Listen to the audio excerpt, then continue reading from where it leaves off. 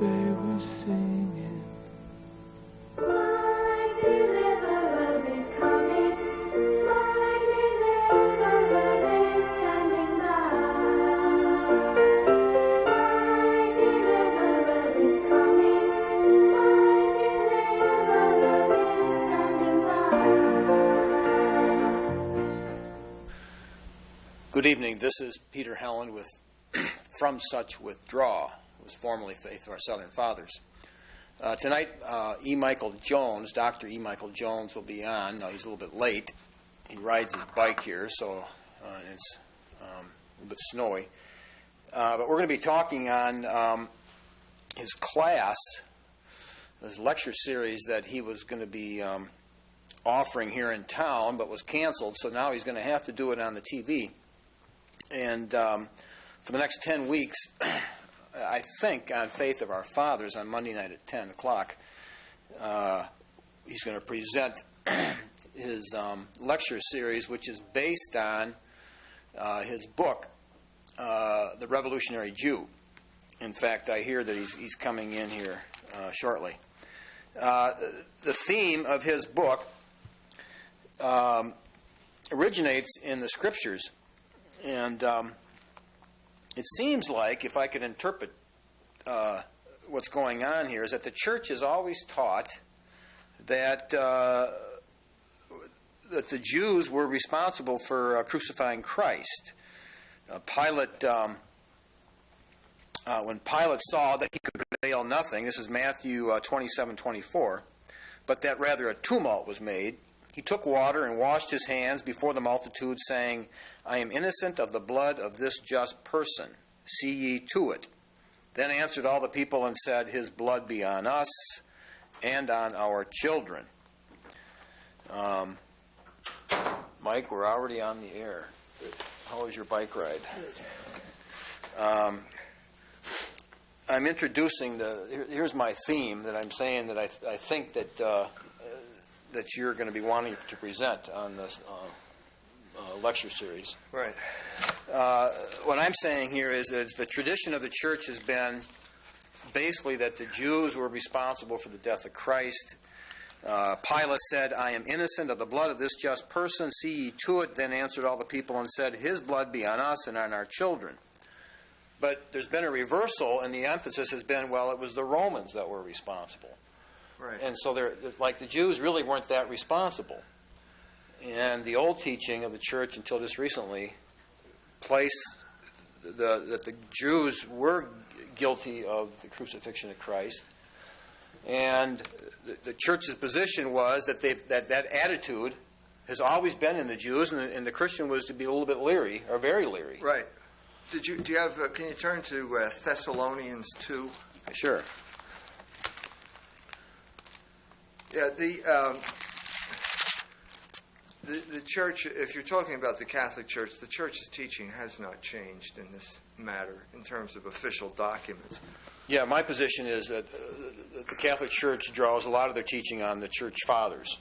Right. And the Scriptures. But the Nostra Aetate says, the exact quote from Nostra Aetate is that not all Jews at the time of Christ were responsible for his death. Well, logically, that means that some Jews at the time of his death were responsible for his death. Right. St. Paul says this, I believe, in... 1 Thessalonians, 2 Thessalonians first. I think it was 1 Thessalonians. It says, the Jews who both killed 14, yeah.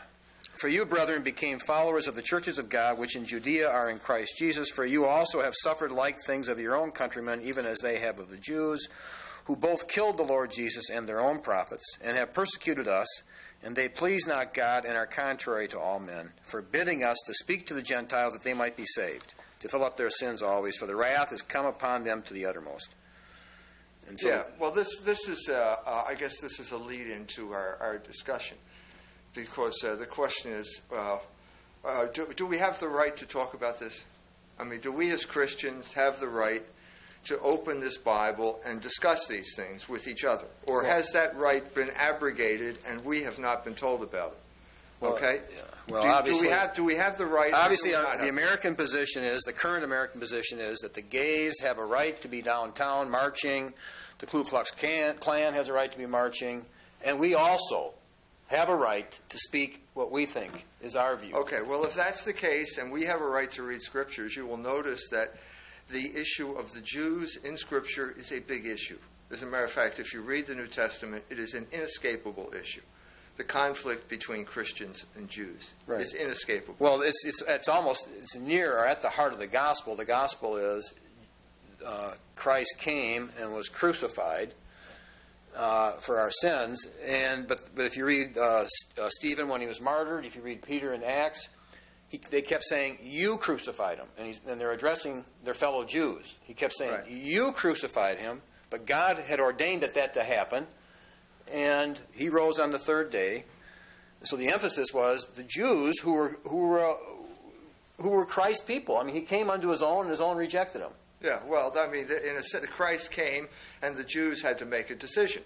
And some of the Jews accepted him, and some of the Jews rejected him. And the conflict in history has been between these groups ever since. That is the thesis of a book I just wrote. And it also leads me to the topic that I'd like to talk about today, namely the Forever Learning Institute. In the fall, at some point, I was called up by a lady by the name of Joan Loringer, who was the executive director of the Forever Learning Institute. And she asked me if I would be willing to teach a class on publishing. So I said, okay, went and gave the course, talked about publishing. I've been in publishing the magazine for 25 years now. I figured I knew something. So anyway, I suppose the class went well, because afterwards, when I walked out, she came up to me and she said, "Gee, I like that. How would you like to teach a course here?" So I said, okay. And she said, "You can teach on anything you want, anything you want." So I said, "Well, I just finished this book, and so the stuff is fresh in my mind, so I'd like to teach a course on the Revolutionary Jew and his impact on world history." And she said, "Great. That sounds like a great topic. I'm sure everyone will be interested in this topic." Okay, so that's where we left it. Then she got back to me. She asked me to submit a summary of the course, which I did. Everything was fine. And then on January 18th of this year, which is to say a little over a week ago, I got this letter from Joan. "Dear E. Michael Jones, thank you for your generous offer to teach this semester. Our spring semester has over 20 new classes and several new teachers. We are anxious to get underway and have completed the spring course and registration guide this past week.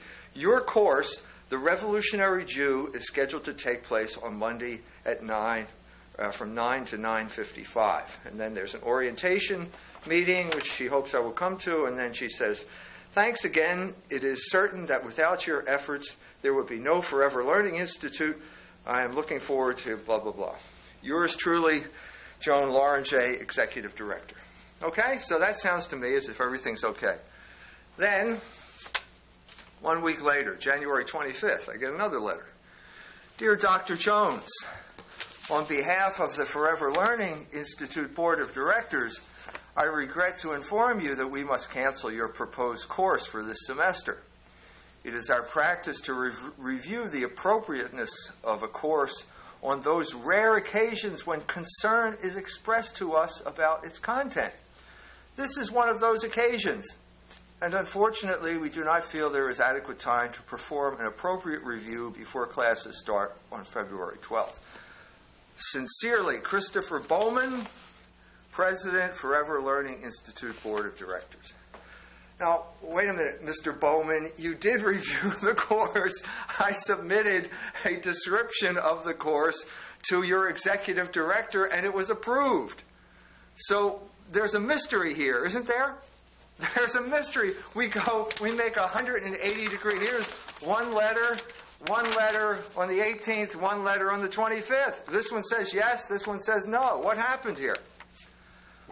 Well, what happened is that in between those two letters, the course selection, the course roster of the Forever Learning Institute was published on the last page of the South Bend Tribune in the smallest typeface known to man. It looked like 3-point type or something like that. I got out my magnifying glass when I saw it, and there, right under the course on knitting, is my course, The Revolutionary Jew, and what happened. Now, what happened after that? Okay, within minutes Of that newspaper landing on people's doorsteps? arriving at the homes of South Bend residents, every rabbi in town, plus the Jewish Federation, called up the Forever Learning Institute and demanded that my course be canceled. Now, how do I know this? Because Joan Loranger called me up that day and told me that's what happened. She told me that was what happened. This is what she said. Every rabbi in town, plus the Jewish Federation, has demanded that your course be canceled. Now, what do you know about the course? How did you know what was going to be in the course? I haven't given it yet. Okay, and then she went on to say, but we're not going to give in. If they don't like it, she said, they can take your course. That's what I've decided. And John, the guy who works with her, agreed with her, and so that's where I left it until I got the letter from the board of directors. So obviously what happened here, now this is conjecture on my part, is the rabbis and the Jewish Federation went over the head of the executive director. They went to the board, and the board caved in. So this is a Catholic operation. It was created by Father Putz, I think I'm correct in saying this, created by Father Putz for older people, mostly Catholics, retired people who have time on their hands now so that they don't go stale intellectually. They can have their own courses. And so it would be Catholics talking to Catholics, but apparently Catholics can't talk to other Catholics unless they get the approval of the rabbis in South Bend, Indiana. Now this is the situation that we have reached here. Now, why is this significant? Who cares? Who cares out there? So what? Who cares that your course got canceled? Well, I think it's significant because it makes a number of things clear. First of all, we are not supposed to know this, okay, that it was the rabbis who did it. That's not in Mr. Bowman's letter. Mr. Bowman says when concern is expressed to us about its kind. Well, he doesn't say who expressed the concern here. Okay, we're not supposed to know that they did this. Now, why is that significant? Well, because this leads us into a whole realm of discourse. In other words, what we're seeing here is sort of the hidden grammar of public discourse in South Bend, Indiana. But not just South Bend, Indiana. Why is South Bend any different than any place else? What we're seeing is basically the hidden grammar of public discourse. And what does that hidden grammar involve? It means, I think, and I don't think, correct me if I seem to be exaggerating, that the Goyim are not allowed to talk about Jews. Now, we'll go from there. I think that's a pretty strong statement. But the Goyim, a lot of people don't know what that word means. The Goyim means people who are not Jews. I think we can make a stronger statement than that. I think that, let's say one that would probably be easier to defend. The Goyim are not allowed to criticize Jews. Right. In other words, you could talk about Jews as long as it was always in a positive way. Well, now, that may be the case. I'm going to dispute that. I don't think that the Goyim are allowed to talk about Jews. At all, because because first of all, what you're saying here when you say that is that there is such a group as Jews. And that is another thing that you're not allowed to say. In other words, if you say that there is a group out there who are known as Jews who act in concert on certain things, you're guilty of anti-Semitism. And this is precisely what we found out with this course. Not only, there are a group of Jews, not all Jews, I'm not claiming it's all Jews, but I'm saying the Jewish leadership in South Bend, Indiana, acted in concert to get this course canceled, prohibiting Catholics from talking to other Catholics about issues of concern that are based in have a scriptural basis. And for the Okay. for the church fathers, Chrysostom and the church fathers, Well, you know, the but- Jews were a very important part of Well, their doctrine. are we allowed to talk about this? And not only that, okay, let's say, are we allowed to talk about, let's say that passage that you just read from Thessalonians. Are we allowed to talk about that, first of all? Are we allowed to come up with our own interpretation of that without checking with the rabbis? And secondly, but more importantly, are we allowed to draw some type of conclusions about our lives from that passage? Well, when you say, are we allowed, or the wording was, you must stop, that implies that there actually is force behind. In other words, there's a threat. I mean, in other words, there's actually military. I mean, Well, I don't know whether it's military. well, we're in Iraq. Now we're getting into another area. I mean, if you're talking about the Forever Learning Institute, I don't think that the Israelis are going to have an airstrike on the... No, but it does say must. You must stop. Why this, like, what will happen if you don't? Well, the threat is always open-ended. We don't know. And that's where either you press on and you find out, or you give up immediately and then you never find out. But there's a threat involved here. There is a threat. Somewhere. Isn't a threat even wrong in itself? Isn't that... Well, I mean, let's put it this way. Okay, let me step back from this by analogy. Let's say 60 years ago, you know the Amish, those people that live over there, look like you with the beard, you know. They're all Germans. You knew that. Oh yeah. Right. Okay. Yeah. Let's say 60 years ago that the Amish were making sure that Germany got $80 billion got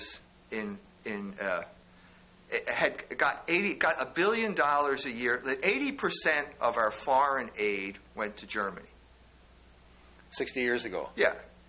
Right at the height of the... Okay. Let's assume that the Amish were heavily involved in lobbying Congress to make sure that 80% of our foreign aid went to Germany.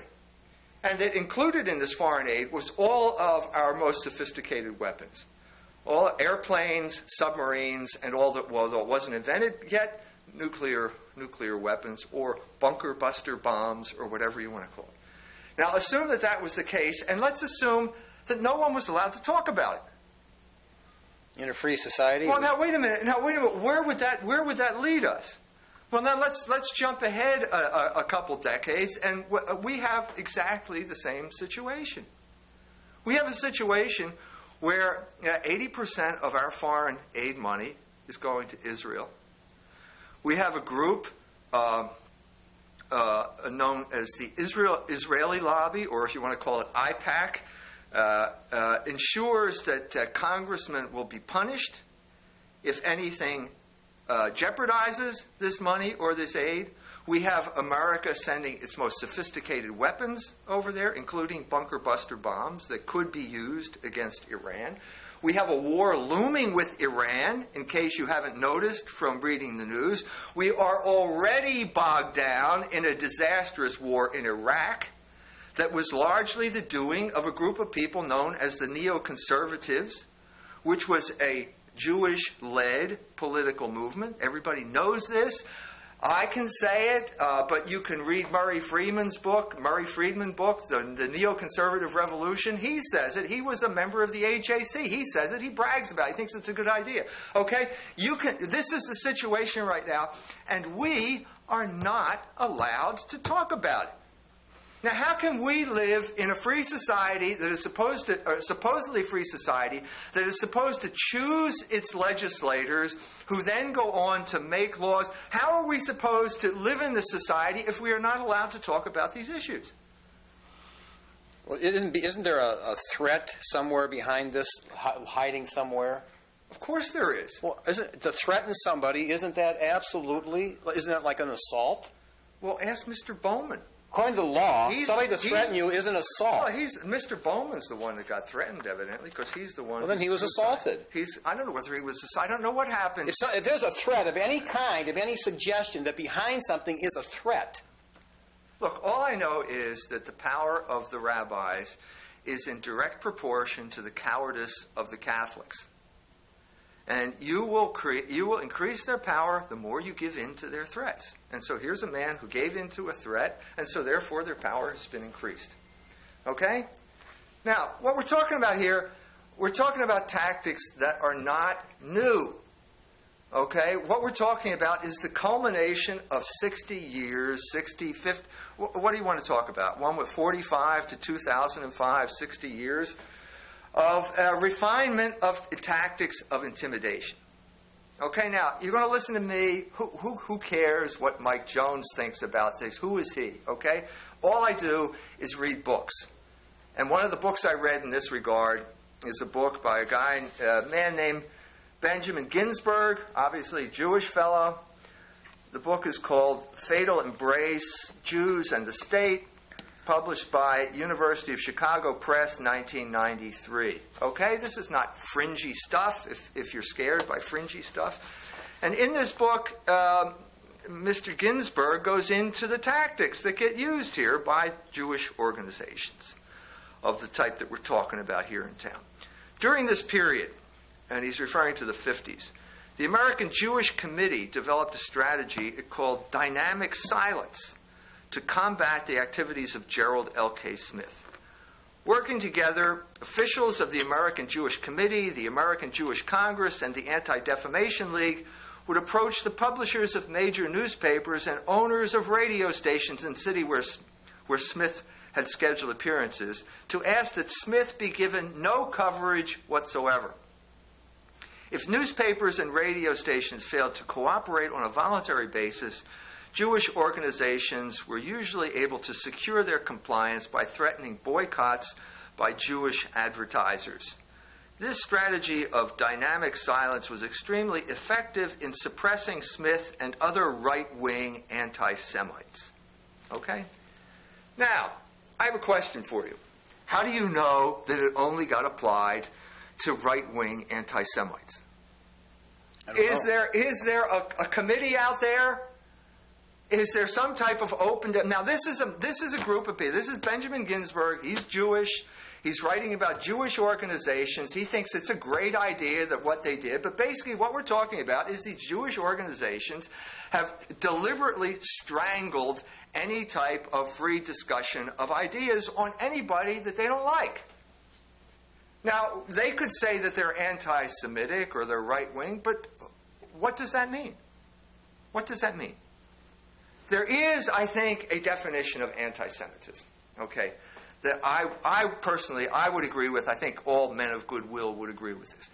An anti-Semite is someone who wishes harm to Jews. An anti-Semite is someone who feels that Jews have some defect of character because of their racial inheritance.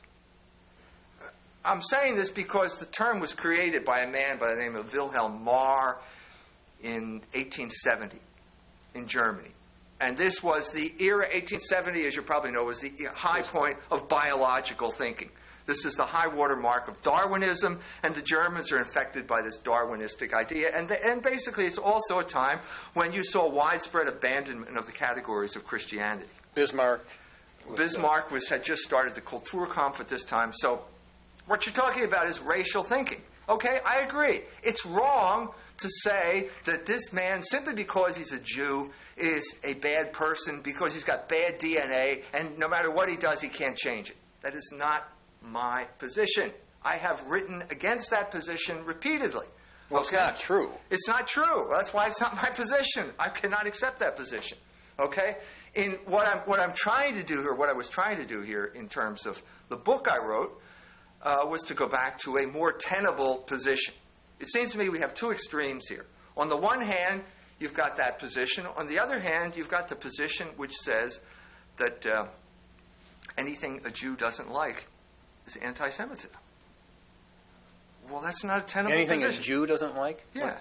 I mean, if a Jew doesn't like what someone said, then that person is an anti-Semite. Okay. And it seems to me in this regard, or let's say, we've already discussed some of these issues, anyone who criticizes Jews is an anti-Semite. Anyone who says that Jews act in concert to achieve certain ends is an anti-Semite. Well, this is clearly, if that is the case, then what possibility is there for discourse?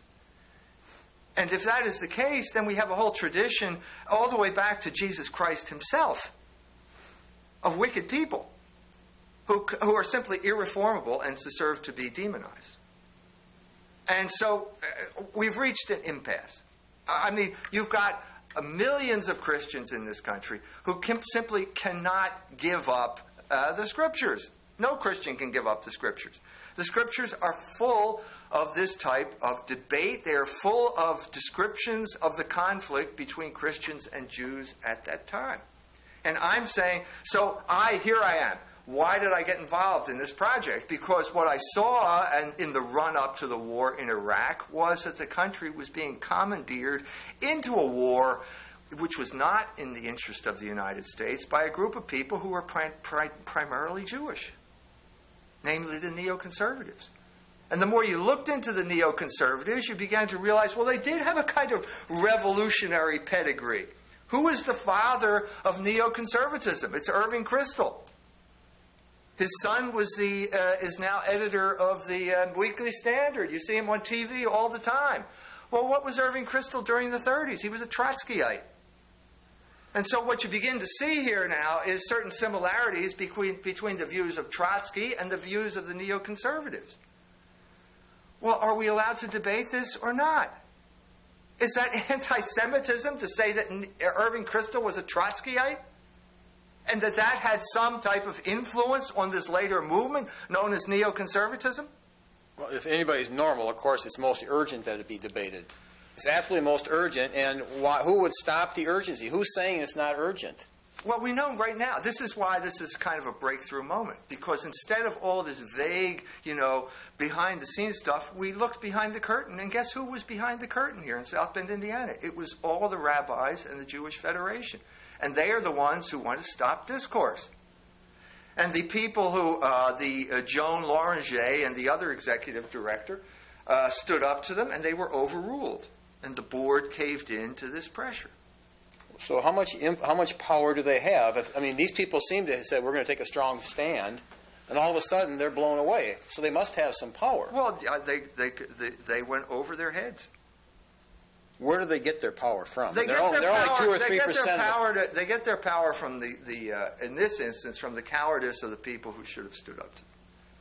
Now, do these people believe? Now, this is what they say. Everyone will say this. Yeah, we believe in the free exchange of ideas. We believe this is a free country. We're fighting for our freedoms, blah, blah, blah. And yet, when it comes down to it, there's no debate here. There's no debate. Now, I got started in this because I was concerned about this drift of our country into deeper and deeper doo-doo in the Middle East. It's been one catastrophe after another. The biggest debacle in American history. You can debate that. Are we allowed to debate this? Okay? Does this make me a bad person? Okay? And then I start to think, well, I'm a Catholic. I should be able to come up with some type of Catholic explanation of what happened here. And that's what led me to do the book. So in other words, you said there's no sense reinventing the wheel. People have already brought this issue to bear in the past, the church fathers, Chrysostom, and they've already said, here's who a Jew is, here's how a Catholic ought to relate to a Jew. Well, it's not a new conflict. No, and so the question is, well, suppose we go back to Scriptures and we look at the conflict then between the Jews and the Christians at that time. Will that give us some type of elucidation of the mess that we are in today? In other words, will that help us to understand the mess that we are in today and help us to understand a way to get out of that mess? Right. Obviously, we go back to the Scriptures, but if you're a Catholic, there's probably volumes and volumes of books giving the Catholic position throughout the centuries on this issue. You're right. It's not just the Scriptures, the Church Fathers. St. John Chrysostom, for example, wrote a very strong treatise called Adversus Judaeos, against the Jews, or against the Judaizers. And he has lots to say about this. So that's sort of led up to the idea, and then you go back there, and then you begin to realize, well, maybe there is the germ of some type of idea here. Because what happened? I mean, I know we've gone over this before, This is no secret. I'm sure that every rabbi in town is going to be watching tonight because they keep Tomorrow night, wherever it is, because they keep track of me. They're my most faithful supporters in South Bend, Indiana. I know that what I say will get to the ears of every rabbi in town. Okay? So what are we talking about here? What are we talking about? You go back to this conflict, and there was the conflict. I mean, Jesus Christ came. I've talked about this before. It's not a secret. It's in the magazine. It's an issue of culture wars.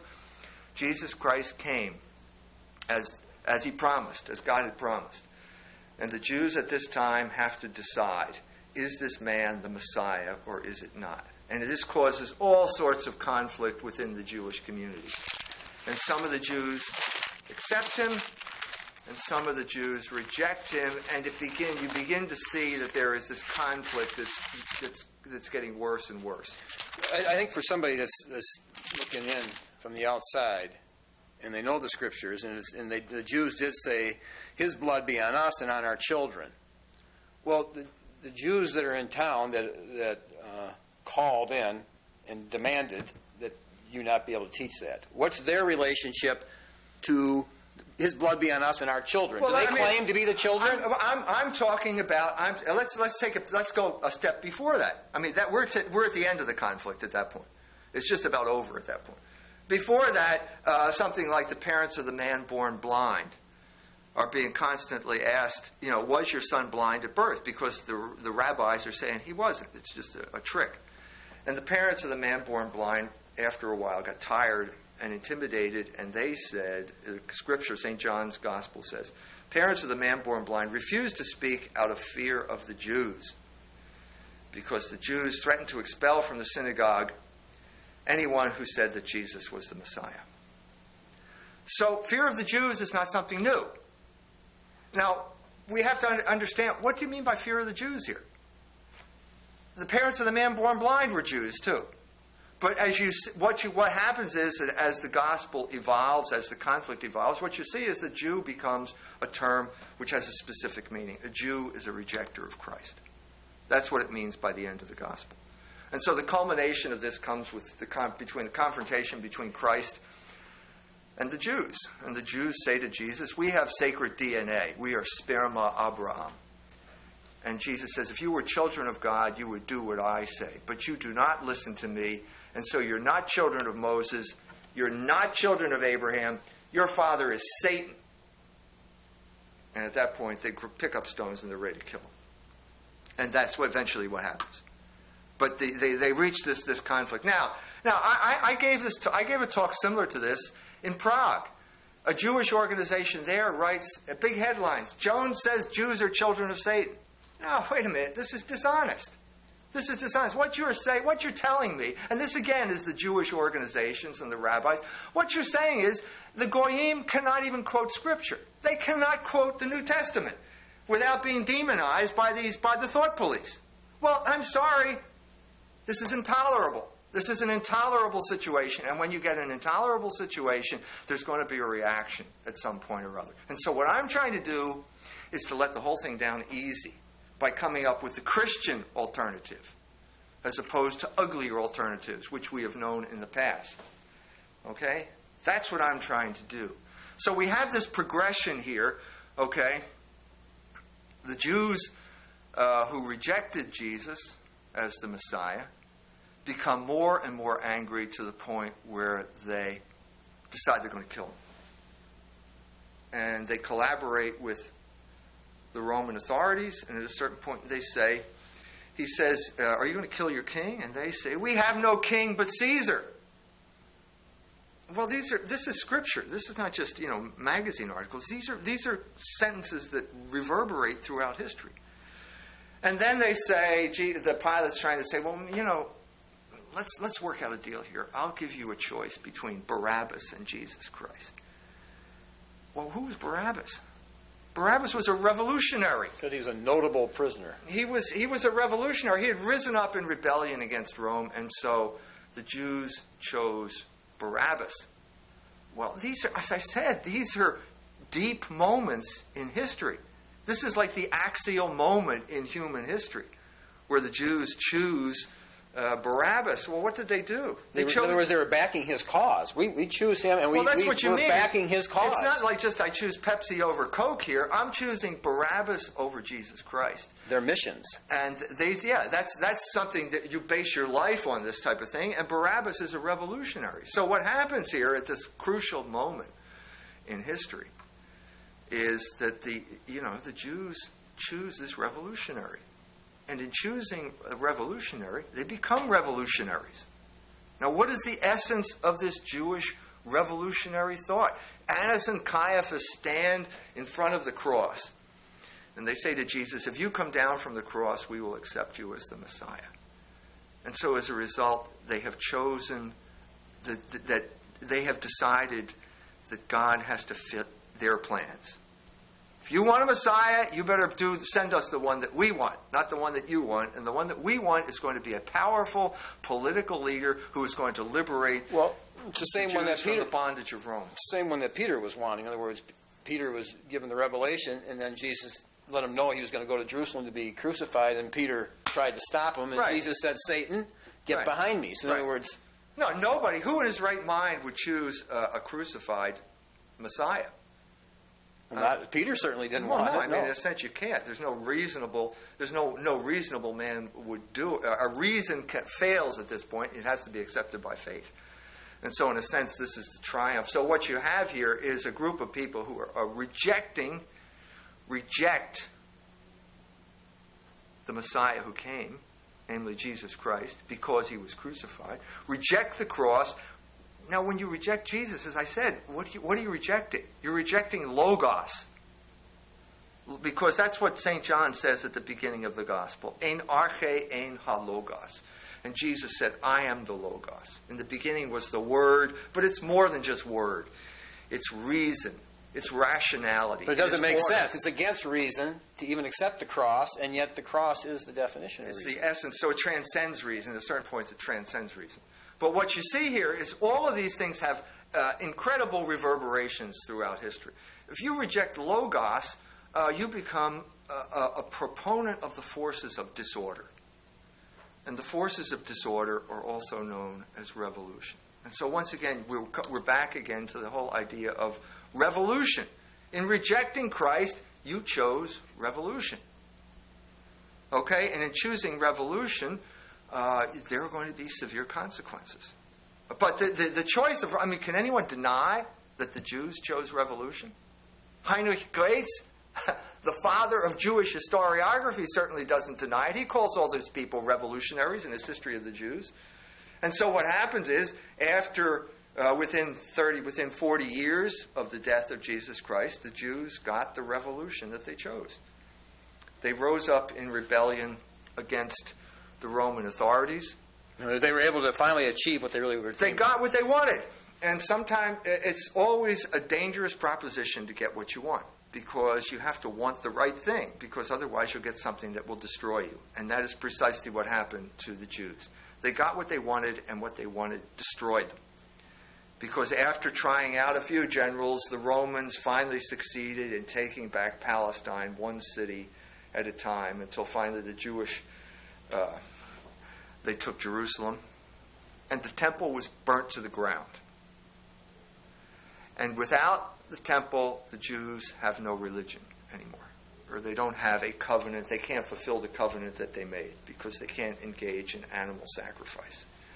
And so at this point, we have the creation of the new Jewish religion, the one that exists today, the religion of the rabbis, the religion of the synagogues, where basically there's no temple, there's no sacrifice, there's no priesthood. All we have is a debating society. And the codification of all these debates is known as the Talmud. And the Talmud becomes then the epitome of anti-Logos, the epitome of the hatred of Logos that results from the rejection of Christ. And so its hatred it manifests itself in a kind of sophistry that you find in the Talmud. It manifests itself, as Graetz says, in delight in cheating people. This is what, again, it's Heinrich Graetz, it's not Mike Jones. History of the Jews talks about the corrupting effect that the Talmud had on Polish Jews. taking delight in cheating people. Now, if you take delight in cheating people, you're not going to make friends with your neighbors. And so there's been one sort of reaction after another. In Poland, it came to the Chmielnicki pogroms in 1648, where the people got tired of being cheated and they rose up, and it wasn't a happy time for the Jews. But the question is, why would they end up wanting to take delight in cheating people? Is that because of the perverseness of the human heart, or is it? I mean, that's what people are. People just have a hard time with accepting that. You could tell them this, but they say, "Well, I don't know if I really believe that. I can't believe they really take delight in cheating people." I'm quoting Heinrich Graetz here, and that's what he said. Heinrich Graetz was a German Jew who did not particularly like the what we call the Ostjuden, the Jews who were living in Poland at the time, and felt that their moral character had been corrupted by studying the Talmud. That's a simple fact. It's in Heinrich Graetz's History of the Jews. Now, why? Because what is Logos? It comes back to Logos. What is the manifestation of Logos in terms of human behavior? It's known as practical, what Immanuel Kant would call practical reason. Practical reason is morality. Morality is reason applied to everyday life. Well, anti-Logos will be the opposite of morality. And so one manifestation of the opposite of morality is cheating people. Yeah, lying. Morality is cheating, honesty. and so on and so forth. And so that's sort of what one of the outcomes of that type of repudiation of Logos. So, but the situation continues. It doesn't stop there. I mean, in a sense, what you're seeing now is what you would have gotten at the Forever Learning Institute, because I'm talking about the first. I mean, I would have given it in more detail, but we're talking about what would be the introductory chapter of the course. After the destruction of the temple, we have 60 years later another rebellion. They try again. Actually, it started before that. In about 115, there were rebellions all across Egypt and in Crete to the north, in which the Jews rose up and slaughtered the local population. And then there was a reaction. Again, the Jews on Crete slaughtered 100,000 Greeks. This is what the chronicler said. And then the Greeks returned and slaughtered every Jew on the island, and then passed laws saying Jews were not allowed back on Crete, not even if they were shipwrecked off the coast. This is the type of violent reaction that this revolutionary Judaism was causing throughout the classical world. And this time it reached its culmination with a man by the name of Simon Bar Kokhba. Simon Bar Kokhba came out of nowhere. Nobody knows where he came from. Led the Jews in a successful rebellion against Rome once again. Established the kingdom of Palestine completely independent of Rome. Had coins struck with his image on them, which means that you were the sovereign of the land. And established basically the Jewish, one of many Jewish heavens on earth. Probably one of the first. And then what happened is the same thing that happened before. After trying out a few generals, they finally got one general who knew how to do the job, which was basically you take one city at a time. You've got a land. People who are cut off from the sea, who every hand that holds the sword can't push the plow. And so as a result, you starve these people into submission. And so one city after another fell until finally they're at Bethar, taking their last stand at Bethar. It looks as if the Romans are ready to give up, but suddenly some traders within the city give them the plans of the tunnels, and the Romans come through the sewer system and emerge, and huge slaughter of the Jews takes place.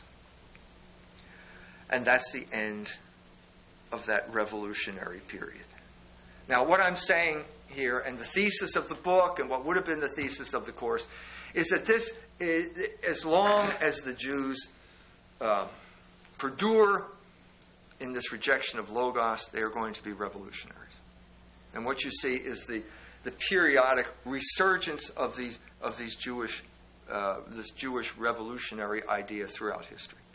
But basically, the Jews, like St. Peter, when they went to capture Christ, Peter gets the sword out and cuts off the high priest's servant Malchus's ear. And Jesus said, put it back, whoever lives by the sword will die by the sword. Right. I mean, so Peter twice there, trying to stop him from going to Jerusalem, gets into that revolutionary fervor. In other words, the cross is revolutionary in itself. No, I mean, if you're going to confuse the issue, you can use the word revolutionary in an equivalent type of term. But it's natural for man to be revolutionary, isn't that? I mean, if you could say original sin is a kind of natural rebellion because it began with Adam in his rebellion against the order established by God. So there is this natural inclination to revolution. But it's not inevitable because Jesus Christ came and proposed some type of alternative. He proposed logos and orderly society. But there's two voices, two siren voices, appealing to people. Right. One I know. And the point of Peter, a good point to make here, is that Christians are always tempted by this Judaizing heresy. And throughout history, we've had Christian movements in which the Christians have behaved like Jews. Well, yeah, because Jesus, in Gethsemane, he kept telling them, now watch and pray, lest you be entered into temptation. Now Peter goes to sleep. And what's the first thing that happens? Well, they come to Jesus, come to get him, and Peter gets out his sword. You're right. The temptation for Christians is always to grasp at the sword. Grasp for the sword. And the sword is in many ways the antithesis of the cross. Yeah, and then he denied Christ. So there's the denial and... Right. And what you see here, so to jump ahead a millennium, when the revolution breaks out in Europe at the time of the Hussite rebellion in Prague, in Bohemia, what you see here are priests who are now carrying swords. Huss, the best example of this would be Jan Żelivski, the monk who carries a sword. It's unheard of that a monk should carry a sword. But why does he carry a sword? Well, because he's constantly appealing to these figures from the Old Testament to justify his rebellion against the order, the social order. You're constantly referring to, I'm really Gideon. I'm not a thug. I'm not a bad priest. I'm Gideon. I'm Joshua. And these are the Amalekites, and we're going to smite them, and so on and so forth. And that becomes the rationale. It's the same thing that Peter was. Peter was tempted to pick up the sword, and so there are going to be Christians throughout history who are going to be tempted to pick up the sword. And all that really manifests is that they probably haven't been living a life of watching and praying. That's probably exactly true, because what we see in the reformers is the so-called reformers is lives of decadence, oftentimes lives of sexual decadence at this time. And so what they do is they leap into these political movements to distract themselves primarily from their own spiritual shortcomings. And they get swept up in a movement, a large political movement that is going to unite everyone, and suddenly the Hussites are now the chosen people of God. And we are God's holy people. And suddenly you see them as imitation Jews. They're imitating the Jews. Kind of like America. I mean, it's how our whole revolution... Well, I mean, it does... So it extends... The crucial middle link between the Hussites and America is, of course, the Puritans in England. And the Puritans were Judaizers. And Judaizing means that you take some type of passage from the Old Testament and use it to justify revolutionary behavior, which is precisely what Cromwell did in justification for the murder of the king. Right. So he said he was like Phineas, thrusting the sword or the spear through the copulating couple. Well, this is what they do. And this has been a constant throughout history. That Puritan mentality came over to the United States, and it got over here, and there was lots of conflict. And you've talked about the conflicts here, like the Civil War, which was basically the conflict between two groups of English Protestants. Mm-hmm. The Puritans from New England were Judaizers. And they are the ones who led the fight in the Civil War. They were the heart of the abolitionists. And we see it all the way up to the present day. Now, that is the point of what I was trying to talk. I was trying to bring this to bear in much greater detail than I'm going into right now. Bring all of this to bear to this group of people so that we could make some type of intelligent commentary on the politics that is driving this country right now. Because it seems to me this is the best way to approach the issue. Yeah, you're not going to understand the Iraqi war without bringing some of this information. That's what I'm saying. And I'm saying there is this continuity in history where Jews are associated with revolutionary behavior. It goes all the way back to the cross, to the foot of the cross. It goes back to choosing Barabbas. It goes back to all of these things, and it's remained constant throughout this period. Now, do I expect every rabbi in town to accept this? No. Okay? But who gives them the right to prohibit me from talking to other Catholics about this? Who gives them the right? Well, at the time of Jesus, I mean, those soldiers were told, hey, don't worry. You guys just say you fell asleep, which is normally punishable by death. We'll take care of it. Okay, so the soldiers were willing to say, yeah, we fell asleep, which normally you'd be put to death if they found out. But the Jews had so much power, they said, hey, we'll even cover you for that. Just say they came and stole them. So apparently, it's indicating that the Jewish leaders, and you would suppose even today, have one of their ambitions is to get power with control over those in power. That's the thesis. Well, I mean, Ginsburg's book says that the Jews have always gravitated toward positions of power, but he says it's called fatal embrace because oftentimes the very princes they empower, they turn on. Well, yeah, I mean, I guess the classic instance of this would be Stalin in the Soviet Union. No one served Stalin more faithfully than the Jews. And then Stalin turned on the Jews. Well, the Jews helped create Stalin, right? Bolshevism was like neoconservatism. It was a Jewish movement. It could not. Bolshevism was one small part of the revolutionary movement in Russia during the 19th century, and the revolutionary movement in Russia could not have succeeded without Jewish support. After, for example, just to give you one example, after the assassination of the Tsar Alexander II, there was a crackdown. That was what, 1880. Okay. And there was a crackdown, and the Jews left places like Moscow and St. Petersburg, and they went back down to Odessa, along the Pale of the Settlement, where they were beyond the reach of the Tsar's police. They just retreated into the shtetl, and they couldn't. And this is where the movement rejuvenated itself, and it came back, and it eventuated in the revolution of 1917 when the Bolsheviks took power. It could not have succeeded without Jewish participation. Just a thought, which hopefully it fits in. Paul Fisher always said the Masons were Kabbalistic Gnostics. Is there a connection between the Jews being revolutionary and the Masons being revolutionary? Yeah, I have the whole middle section of the book goes from Protestantism as the vehicle of revolution to Freemasonry as the vehicle for revolution. And the crucial change took place at around 1660 at the time of the Reformation in England. By that point, every Englishman was sick to death of some wacko standing up saying, I am Gideon and I have the sword and you follow me. There were so many of these groups like the Diggers and the Ranters and the Quakers that the Englishmen got sick of them, and so they didn't want any more, and their king was restored, and a new form of revolutionary activity arose, and it was known as Freemasonry, which was based on Kabbalah. And there's a whole complicated history that goes all the way back to Reuchlin, and the Neoplatonists in Italy. Reuchlin brings Jewish Kabbalah into the Christian world. Agrippa, his student, takes it forward, and then John Dee takes it to England, and it becomes the basis of Elizabethan England. Kabbalah, and that eventually leads to Freemasonry. That's another whole topic that we would have covered in this thing. In that class. Yeah. Now, the Talmud and the Kabbalah, are they related then? Well, Kabbalah is a particular group of books. Kabbalah is not as old as the Talmud. The Talmud was codified in Babylon in around the 6th, 7th century. Kabbalah, the Zohar, didn't come into existence until the time of the Albigensian Crusade, which is to say the 13th century in France. Albigensianism and Kabbalah sort of came into existence around the same time.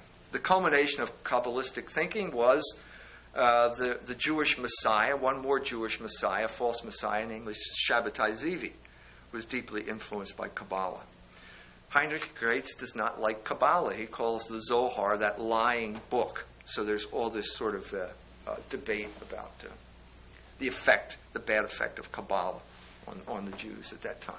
But the Jews today generally are not into the Kabbalah as much. Well, there's certainly into some, but the some Talmud are. is mainly Well, there. the Talmud has a different kind of status. The Talmud is the heart of the Jewish people. That's what it says in the Jewish Encyclopedia.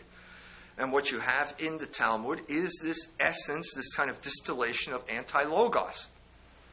And that is going to have consequences. And what we're doing now is living through the consequences. But what I'm saying here is, if we live in a world where, okay, no one now is exempt from the charge of anti-Semitism. Jimmy Carter has written a book about Israel. He is now considered an anti-Semite. Just yesterday, there is a professor from Indiana University, Bloomington, who has reported in the New York Times, has written an article for the American Jewish Congress criticizing Jewish anti-Semites. In other words, any Jew, it was in the New York Times yesterday. Okay, any Jew who criticizes, he's saying Israel, but what we're talking about, if a Jew criticizes the party line, he's an anti-Semite. Now, what we're seeing here is this sort of thought control process of demonizing anybody who disagrees. This process is now run amok. And we are in this mess in foreign policy because this policy has been in effect for a long time. And we have been prohibited from discussing the things that we are discussing here today. And when you're prohibited from doing it, you cannot make intelligent decisions of the sort that voters in this country are supposed to make.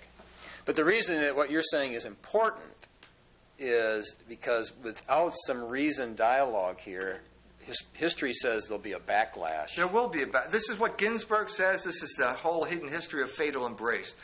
That at a certain point, everything goes too far. I think we've reached the point where it's gone too far. And then there's a backlash, and lots of people get hurt. So if you're going to stifle rational debate, you're going to promote this type of pressure which will explode at a certain point. Like it did with the Germans. As it did in Germany during the 20s and the 30s. All throughout Eastern Europe, there was a backlash to the excesses of Bolshevism. Bolshevism was perceived as a Jewish phenomenon, and that's what caused the reaction. So that was not, I don't recommend that stuff. I am not one of those people. I am talking as a Christian, okay, saying that it's in the Jewish interest to look at the Christian solution to this problem, or at the very least, it's not in the Jewish interest to prohibit Christians from talking about this issue. It's not in your interest. So you're actually pleading with the rabbis in a sense, saying it's completely in their interest that you have I'm this. willing to talk to the rabbis. I don't engage in character assassination. I engage in open debate. It's the rabbis who went behind my back to the cowards who were on the board of directors of the Forever Learning Institute and made them cave in. That's not the American way. I'm proposing the American way, which is open debate. And I'm still open to open debate because I know that the rabbis are watching this program. They watch this program. They keep tabs on me. I know that for a fact.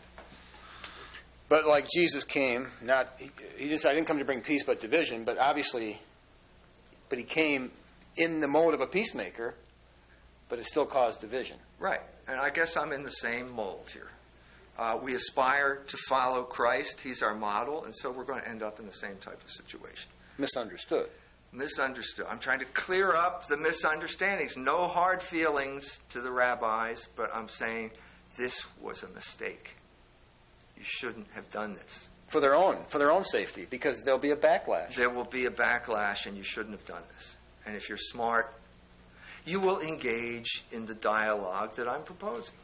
What are they afraid of? Ultimately, what is their worst fear? I think what you should do is ask the rabbi. Get one of the rabbis to sit in my seat, okay? And you can have him on here, and you can say, why did you have Mike Jones's course canceled? What are you afraid of? Well, we're living in the days of psychology, so obviously this is a psychological. This raises a question. Okay, if you want me to be psychologist, I'll put on my psychologist hat. What is the Greek word for fear? Well, phobia. Yeah, okay. Okay, phobia also means hatred. So hatred and fear are related. And we see this in the gospel because perfect love casts out fear. So hatred is going to foster fear. Now, hatred is a Jewish virtue. That's not my idea. That's in First Things. Rabbi Sokolov said that in First Things. Okay? So hatred and fear are bound up in one concept. It's known as phobos. It's the Greek word phobia, and that's what we're talking about. Or if you're talking about the psychological gestalt that we're talking But it's about. amazing that the people that are labeled anti-Semitics are also the ones that are accused of hate crimes. Well, They're the ones that have wait the phobia. a minute. You can be an anti-Semite. You can hate Jews. I mean, I'm not denying that there are such people out there. I'm just saying, hey, I'm not one of them. And if you use this term promiscuously, the way it's being used, like Tony Jute, is he an anti-Semite? Norman Finkelstein, is he an anti-Semite? Steven Spielberg, he's an anti-Semite too. If you use this term as promiscuously as you're doing, there's going to be a backlash. It's already happening. The New York Times just did an article in which the title of the article is, "Does Abe Foxman have an anti-Semite problem?" Now, you know, when the New York Times starts to get on Abe Foxman's case, you know that something's out of control. Okay? How many times are you going to scream, "Gewalt, Abe"? It's like the guy who called Wolf, too many times. We have reached this point, okay, where we need some type of modus vivendi, a way of living together. Okay, and a way out of this vicious cycle of character assassination. This is not going to lead to good for anyone. And I'm saying it's time to get over it. Let's get over the assassination business. Let's get back to being the dialogue that is always being talked about but never really happens. Right, because unofficially there's been somewhat of a marriage in a practical sense between the Christians and the Jews. And it's like in a normal marriage, there has to be a certain way of functioning. And in the Catholic position, in the old school, there was a way that Jews and Christians functioned, right? That was harmonious at times. There was always tension. I mean, let's not kid ourselves. There was always tension. But I think that the Catholic position, if you articulate the Catholic position, it is traditionally known as sicut Judaeos non. And according to this position, I mean, it's basically a two-part position. It was formulated by Gregory the Great in the 7th century. It is the position of every pope ever since that time, up till Cardinal Chlon's pastoral on morals in Poland in 1936. And basically it's two parts. On the one hand, no one has the right to harm a Jew. On the other hand, the Jews do not have the right to subvert the morals or the faith of the population at large. Now, I mean, this is not, what should I say? This is not exactly chumminess, but it's a formula that will preserve social order. So what you see in our day is basically only focusing on one part. If you say, okay, no one has the right to harm a Jew, end of story. Well, that just leaves the Jews carte blanche to do the type of stuff they're doing. To tyrannize over discourse in South Bend, Indiana, saying, we have veto power over whatever gets said here. Well, that's not going to lead to any type of understanding. We have to oppose that. We have to oppose, as decent people, we have to oppose this outrageous behavior at the time of the war in Lebanon. I've talked on this program about that, where Charles Krauthammer says, hey, we don't have to follow the just war theory. That's a Christian idea. We can kill, we can destroy the entire infrastructure of Lebanon. We don't have to be proportional. Well, no, that's not going to lead anywhere. And if I'm demonized as an anti-Semite, if you're demonized as an anti-Semite for saying that type of thing, well, where's that going to lead? It's going to lead to where we are right now, which is on the brink of nuclear war with Iran. That's the news. That's where we're headed. And now, how do we get there? By this constant demonization of any type of discourse on the role that these people have in our foreign policy. But if a phobia, this fear and phobia is dominating the neocons and those people, then they're blindly leading us into disaster. Well, look, the traditional iconography of Jews is blind. Synagogue is blind. So when Bush takes their advice uncritically, which it seems like he's been doing the last many years, they don't know where they're going. No, you don't know where you're going. I mean, if you go to the entrance to the cathedral in Strasbourg, there's an image of synagogue, and it's a blindfolded woman standing there. That's the image of the Jew. The Jew is blind. I mean, the traditional reason is, well, Christ came and they didn't see it. So how much, obviously they were blind. But the blindness has other meanings as well. And blindness in this regard means you're rushing headlong into catastrophe. Like they did the revolution after the 40 years after Christ. They did one, and they did another one, Then they did another one. They did three. Then they did the Khmelnytsky pogroms. Then they followed Shabbatai Zivi, and so on and so forth. I mean, this was, in a sense, what the course was going to be in detail. You know, the entire 2,000-year period of history dealing with this issue, which is basically viewing the Jews from a Catholic perspective. You know? Now, obviously, there's going to be disagreement here. But what are you saying? That the Catholics are not allowed to view the Jews from their own perspective? Are we allowed to read Scripture? I mean, what type of tyranny has been instituted here while we weren't looking? Well, the rule is you're offending somebody. And if you offend somebody and they complain... No, you're offending the wrong people. That's what we're saying. Right. Because you can offend all kinds of people, and it will be defended as art and forthright this and blah blah blah, and so there's always going to be someone justifying. But this is. But like Jesus said to Paul, you're going up against the pricks, or how is that? When he's on the Damascus road, he says, "Why are you? You're fighting up against a wall." Okay. In other words, the Jews. Jesus said, if you take up a sword, those who live by the sword will die by the sword. The revolutionary route doesn't work. You got trouble with the Romans? Jesus said, then they're forcing you to carry their pack. Go an extra mile then. I know. This is the Christian response. But we, for various reasons, have internalized the gospel of revolution. And so we don't even recognize it when we see it. We have become by nature rebellious. I mean, if you want to, I mean, we could go into other things, but I mean, Yuri Schleskind's book, The Jewish Century, says that modernity is Jewish. Well, we've all become moderns, and so to that extent, we've all become Jewish. We have all internalized the categories of the Talmud, and so as a result, we have become alienated from our own tradition. And the church is not making this separation. Well, you try. So you go back to the sources and you try and rectify this, and you cause this. All of a sudden, you have this incredible hostility. You know, and you're demonized for what? I mean, for what? What am I doing here? I'm writing a book. I'm trying to teach a course. It's based on the Scriptures. I gave this description to the people. They approved it, and suddenly it was vetoed by the rabbis. But basically, you're being accused of being the troublemaker and the one that's in rebellion. Well, I guess I am. But the cross is not a sign of rebellion. No, it's a sign of submission to a higher power, if you want to put it that way. You know, a superior power that the Christian will triumph through suffering. Right. The Christian method is Jesus listened to the oppression there. He says, "I'm hearing all this oppression. The Romans. Here's what I'm telling you to do. When they force you to take that pack, go an extra mile. And when they slap you in the face, turn the cheek." Well, they didn't want to hear that. No, this is not the revolutionary credo. The revolution is always take up the sword. Take up the sword. Defend your rights.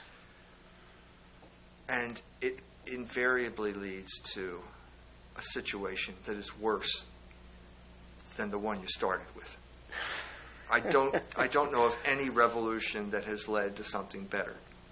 If you know one, you could point it out to me. We could discuss this in the course.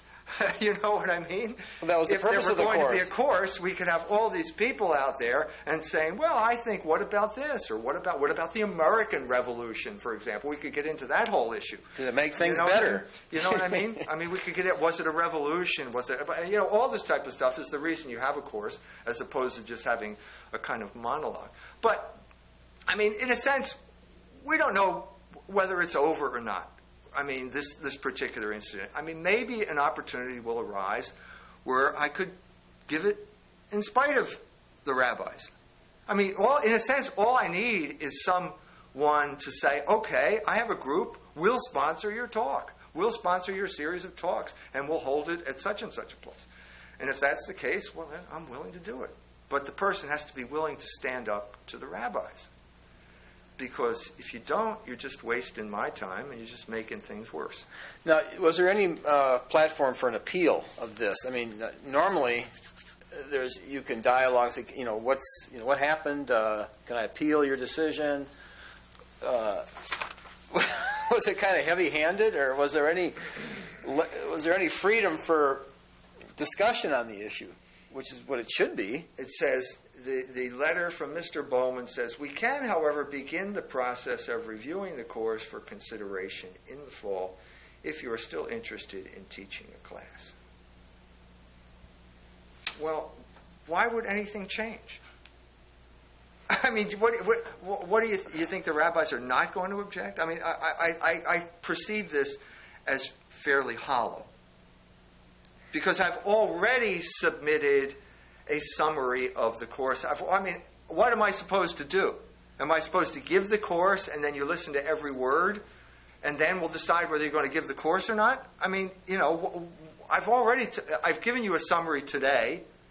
I gave a summary of this to the lady who approved the course. What more is there? I mean, this strikes me as just hollow. Well, maybe their argument that the course is just not relevant. We need relevant courses like knitting to deal with the issues of the day. I don't want to badmouth knitting. Well, I'm saying, I'm not going to jump in and say you're not allowed to learn knitting out there. Go ahead, learn knitting. I'm just saying, why can't I be like the knitting course? You know? Don't you think what I have to say is just, let's say, at least as valuable as knowing how to knit? Well, maybe you came close, but it must have fell a little bit short of the value of knitting. Far be it from me to badmouth the knitters out there. Well, knitting is very therapeutic. That's right. So what's the plan? So, and you want to come on TV? I want to see. No, I just want to see what their. We'll see what their reaction is. There are a number of things avenues I'm going to pursue. I've gotten a lot of calls from people who want to know why the course was canceled. I think, to be honest with you, I've composed a little statement here. I just composed that, stating my case. I think that the forever learning people have done me a disservice. They have treated me badly. They haven't defended you. I mean, they said we're on your team, and all of a sudden they asked me. Now, I didn't go to them. They asked me. Maybe, yeah. And then they said, "Now tell us what it's going to be." And I fulfilled every single requirement that they came up with. And as of January 18th, I was on board. It was only when the rabbis jumped in and tried to intimidate the board that they changed their mind. So everything was okay until the rabbis came in here. So it's not my fault. It's not my fault. They caved into that pressure. They had accepted the course. It was accepted. So I think they treated me badly. And I think they have an obligation to me at this point, at least to tell the people who signed up for the course the real reason why it was canceled. Well, the question is, were they acting as good, faithful Catholics by reversing their decision? Well, why? Explain to me how that's possible.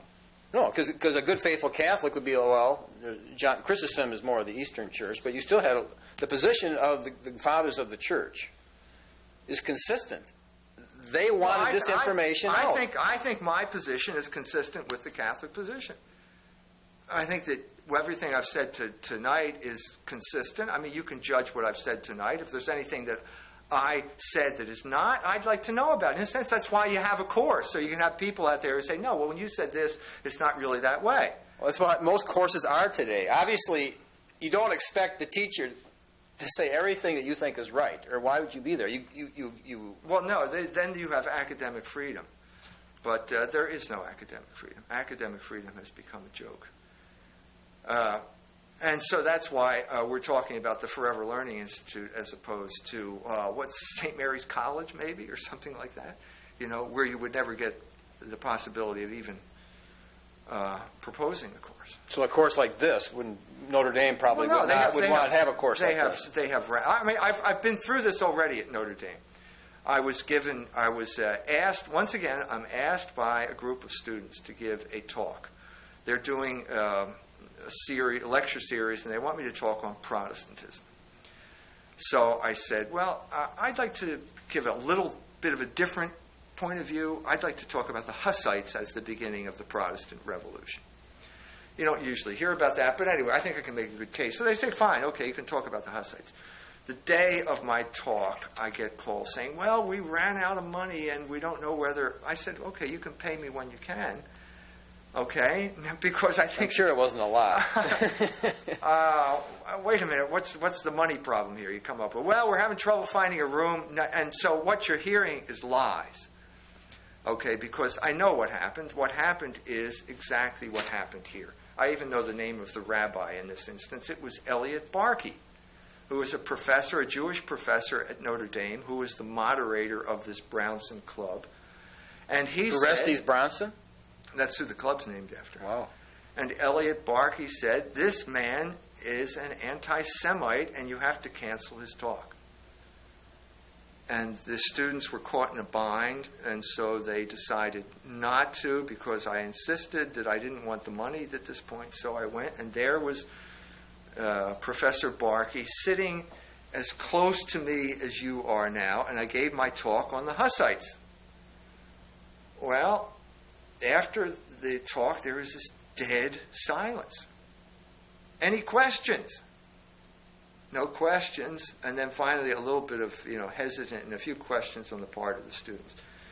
At this point, the discussion is over. Professor Barkey grabs the guy who was the moderator of the club, takes him into the room, closes the door behind him, and then chews him out from what I've heard later, chews him out for having me speak. And then he says, and this is what I got later from other sources, there were lots of mistakes in what he said. Now, wait a minute. Isn't this why we have questions? I mean, this guy was sitting 3 feet away from me and asked no questions. Well, it seems to me you had the ideal opportunity. Well, in court, if you don't object when your time to object is... Well, once again, I hate to say, but I see a pattern emerging here. The rabbis don't believe in debate. The rabbis believe in blacklisting, and they believe in character assassination, and they believe in intimidation. And if I'm wrong, I'll be happy to talk to you about it. But that's what I've experienced. Well, what do you think about even somebody labeling somebody an anti-Semitic? Isn't there some responsibility for accusing somebody of that? I mean, can you just arbitrarily accuse somebody of anti-Semitic, even if it's not true, and then problem? And then what would you suggest? What's the recourse that we have? The Bible, court of law? Well, the Bible says if you accuse somebody of something that turns out not to be true, then you are to be punished according to the nature of the accusation. So, what's the worst thing that you can imagine if you say that person's anti-Semitic? Okay, so you conjure up an image of how bad this person probably is. Well, that's supposed to be the judgment put on him then if it's wrong. So the bind he's trying to put you in, the restriction of freedom he's trying to put upon you, has to come back on him if it's wrong. Well, what's the mechanism? Or what are we talking about? Society has to create the balance. Okay, healthy culture. We live in a society that is completely out of balance. Well, there's going to be a backlash. I'm trying to avoid the backlash. That's what I'm trying to diffuse the backlash through rational discourse. That is what I'm trying to do. But being accused of being... I am a writer and a man of reason, a man who is devoted to logos, and this is the method that I'm trying methods I'm trying to bring to the table here. But not everybody that's being accused of being anti-Semitic will have a Christian response. No, I know. Okay, and it's not fun being called an anti-Semitic, right? It's not something you just can't wait to have people accuse you of. No, of course not. Of course not. And a person that's not a real Christian may respond in quite a revengeful way. Well, history is full of instances where there has been violent reaction. And as I said, I'm trying to diffuse violent reaction. That is the purpose of teaching courses. That is the purpose of discourse, to bring reason to bear on a problem. Now, if you don't think we have a problem, then I question your judgment. Because the situation is dire. That's how I would describe it. The world situation is dire right now. Now, you just finished, and your book will be published in September. And I think the name of the book is Revolutionary Jew. No, it's the Jewish Revolutionary Spirit. Okay, the Jewish Revolutionary Spirit. Yeah. It's finally going to be published. You finished the book how long ago? A year ago? No, about 6 months ago. Okay, so it will be published in September. And the book, because I was reading Robert Sugenis, the Catholic apologetic, and somebody, I said this on the show, somebody asked him, I want to know about the history of the Jews, and he said, well, the book you ought to read is Dr. E. Michael Jones' book on, I don't know what he said the title was, but apparently... It's the Jewish Revolutionary Spirit. It will be out in October. Some people think that this is a good book, right? Yeah. Yep. Yeah, some people, it's changed a lot of people's thinking. As I said, chapters of it have appeared as articles in Culture Wars. So I've been, getting feedback for, 4 years now or so. So yeah, I think it is a good book. And what is its basic message? In other words, what have some people thought about Jews or this subject? And by reading your book, what's the nature of their change in thinking? Well, I mean, it attacks the racial attitude, which I would term anti-Semitism. In other words, there's no DNA that we're talking about here that makes you act in a certain way, or there's no sacred DNA. I mean, this is what the Jews said to Jesus. They had sacred DNA. Well, and the same would go to the blacks. I mean, the history of this country, the blacks were the offspring of Ham. They were locked into a certain... they were definitely going to be this way. I mean, so people do tend to think this way, right? I know racial thinking is part of American history, and I am not part of that tradition. I disagree with it. I think it's stupid, whether you're talking about blacks or whether you're talking about Jews, or whether you're talking about Aryans or whoever you're talking about. This DNA stuff is not the source of your behavior. No, because the Christian church has never taken that position. It has never taken that position. It's in Jesus Christ. When the Jews come to Jesus and they say, we are the seed of Abraham, the implication is, well, we're going to be saved because we have a certain kind of DNA. We're special. We're special. We're the chosen people. And Jesus says to them, if you were children of God, you would accept me. Now, a child is different than a chemical. A child is something that thinks and acts. And that's what we're talking about here. You have to behave in a certain way. Right. Who are my... What I'm saying here is that Jewish identity was fixed not because of some type of DNA. It was fixed in rejection of Christ. And to the extent that Jews perdure in this rejection of Logos, they will have this negative identity.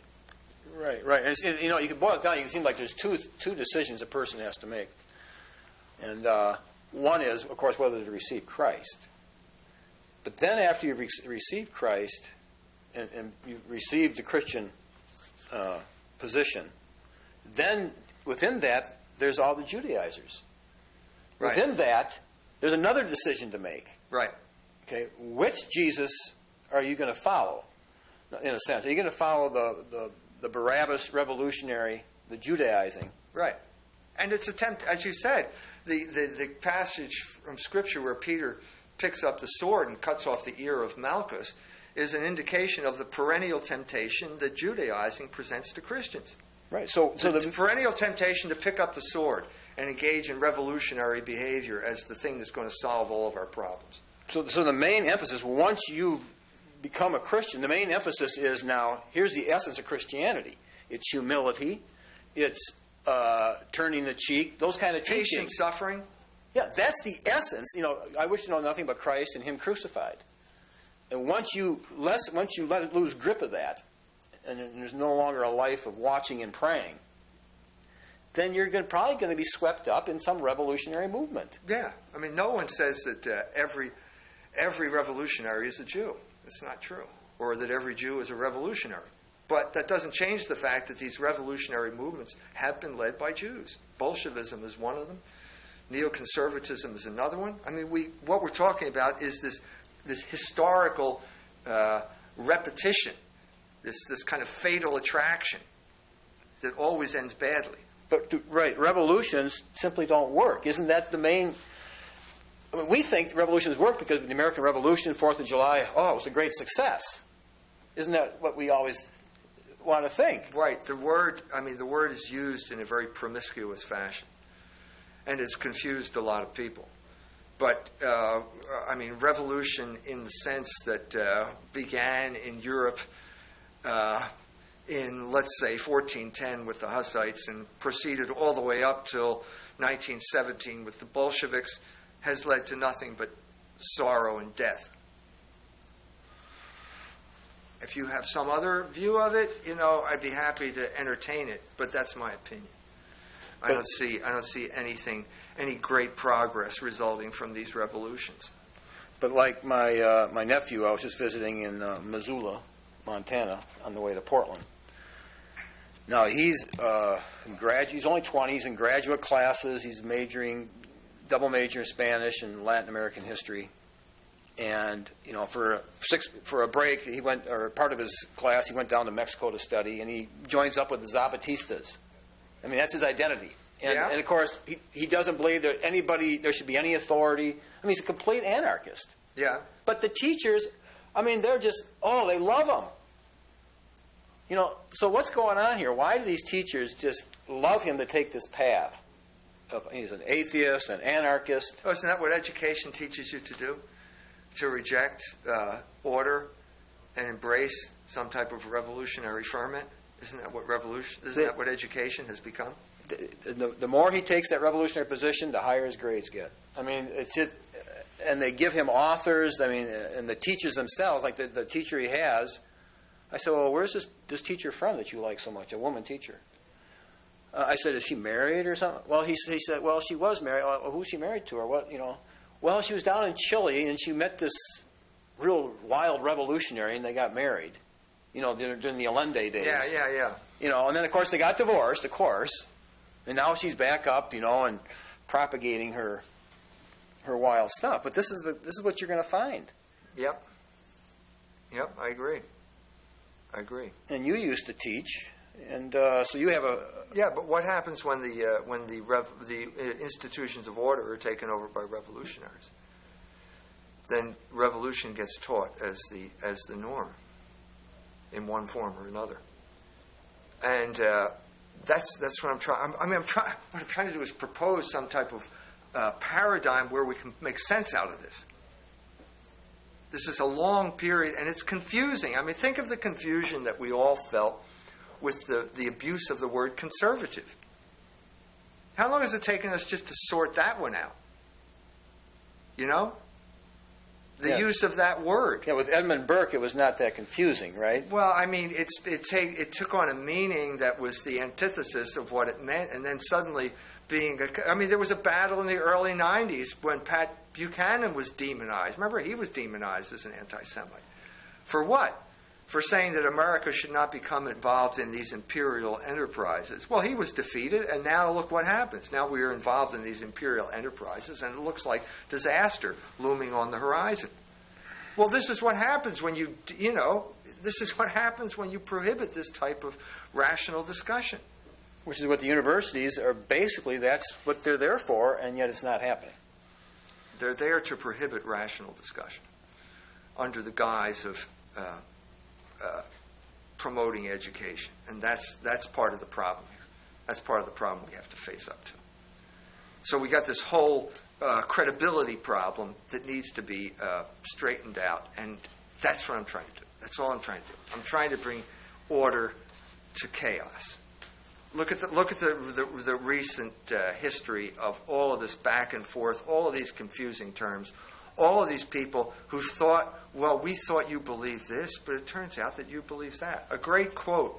I mean, I just got done writing a piece on Mel Gibson's movie Apocalypto and the change in thinking that Apocalypto shows over the course of Mel Gibson's career. I mean, what is America now?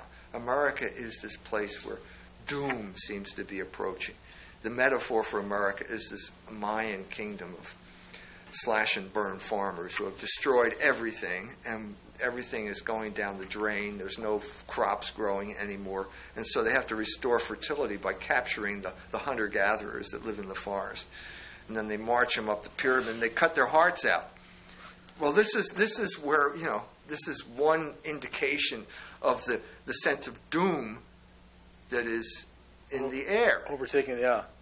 the sense of doom, and you go to the end of the movie. We have the main character, the hunter-gatherer that gets captured, doesn't get his heart cut out, and there's an eclipse of the sun, and the priest manipulates this into some type of sign of approval, and he's set free if he can outrun the spears of the people that are chasing him, and he actually does. He makes it into the forest, and so the last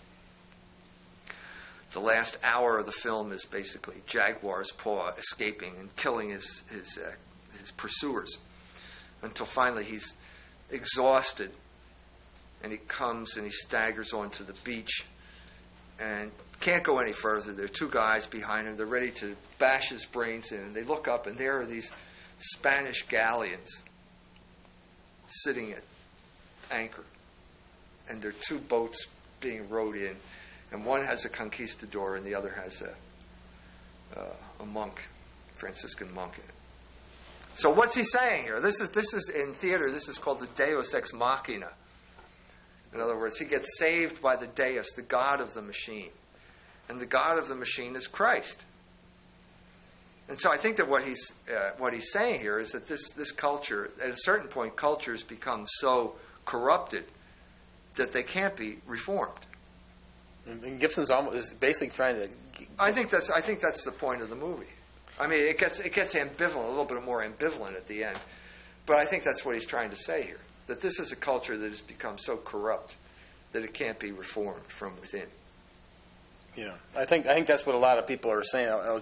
My cousin's out there in Portland, and he grew up in Madison, and he's very liberal.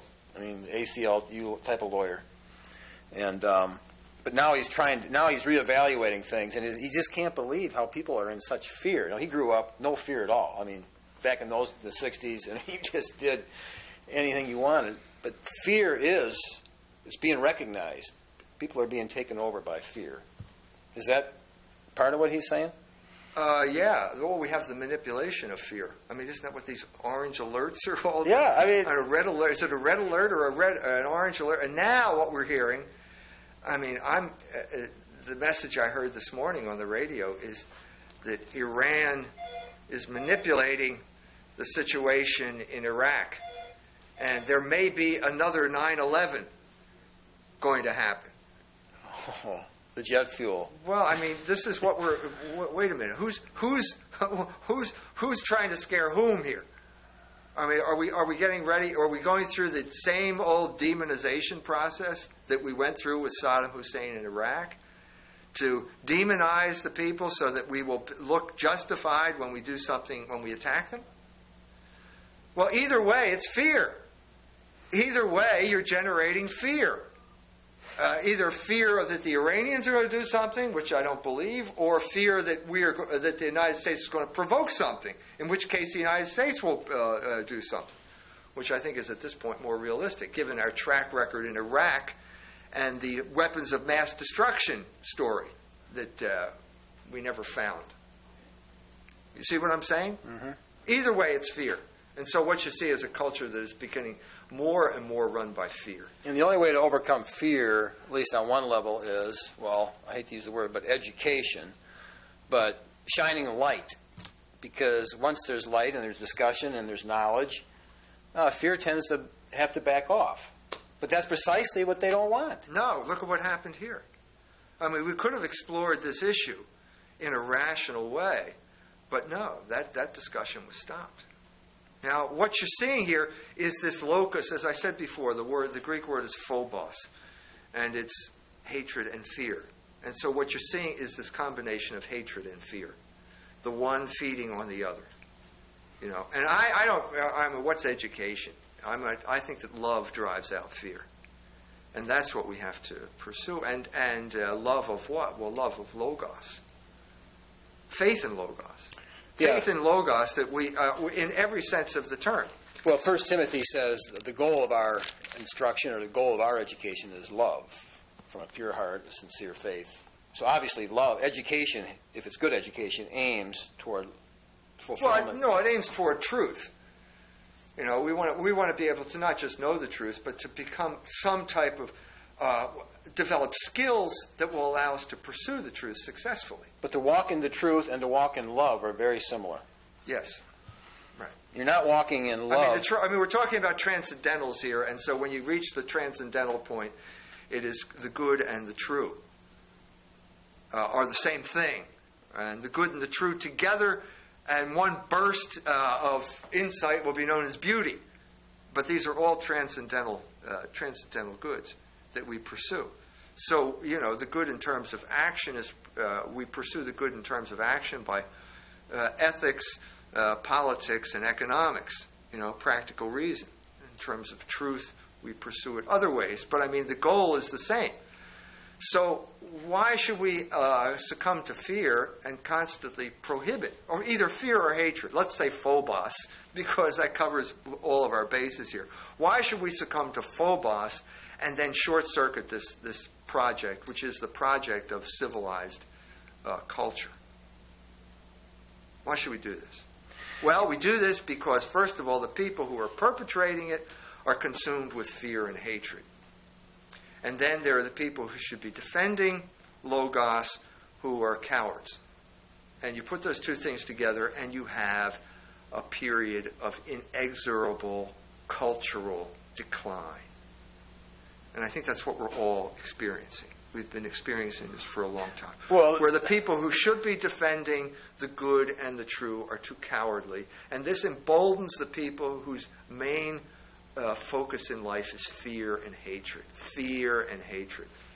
One of the things that I wrote about recently was an 18-year-old high school student in California was given a present by her grandfather. The girl is Jewish, and the grandfather gave her a free trip to an IPAC conference. This reminds me of the jokes about... Now tell them what IPAC is.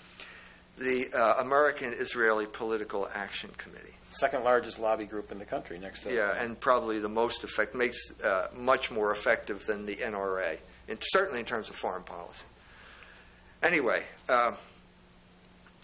the free weekend at the IPAC conference reminds me of the stories about Philadelphia. The contest, the first prize was a week in Philadelphia. The second prize was 2 weeks in Philadelphia. But and the punishment was 3 weeks. the prize is a weekend at the IPAC conference. Okay, so the girl goes there, obviously full of thinking this is going to be a good thing, and she's appalled. This is an article that was written up in the newspaper in California. She's appalled at what she sees. And what does she see? Constant fear-mongering. This is all you see. Now, this is sort of the psychological dynamics of Jewish organizations like IPAC. In other words, they capitalize on the fear constantly.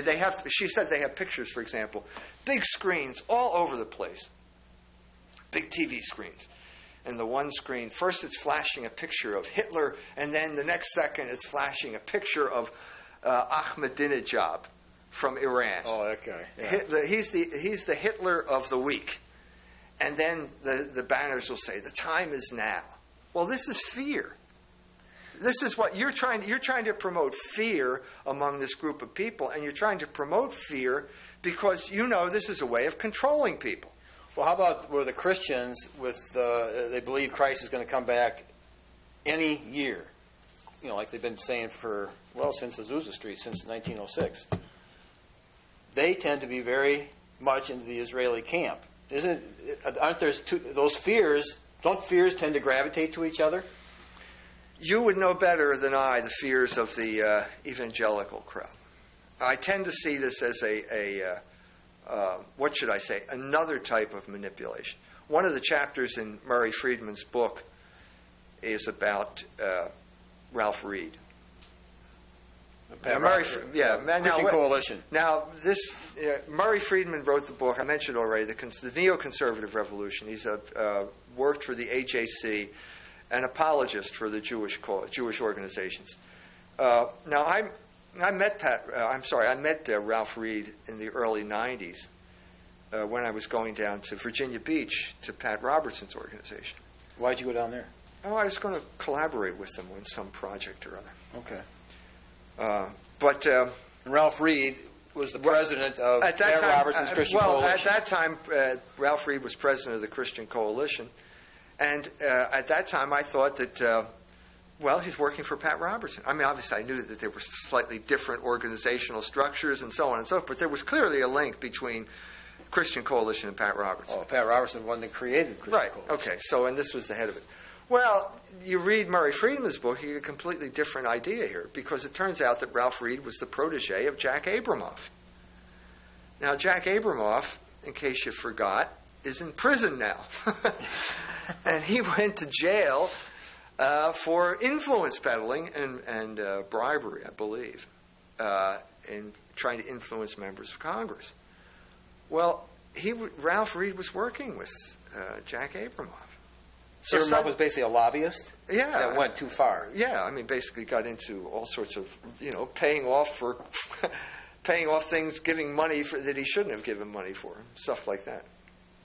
Now, that was a revelation to me. And I think it explains suddenly why, for example, why Pat Buchanan's campaign went down the drain in 1996. Because he didn't back Because Israel, I or was, what? well, I mean, obviously Pat Buchanan was the Ahmadinejad of his day. If the I don't know, but I imagine at the IPAC convention in 1992, they would have Hitler and then Pat Buchanan pictures alternating instead of Ahmadinejad. But certainly he was not liked by the Amen Corner, as he called it, Israel's Amen Corner over here. But I was there working with these people, and that was the end of Pat Buchanan's presidential bid. Because he would not go along with the pro-Israel stuff. No, he was against it.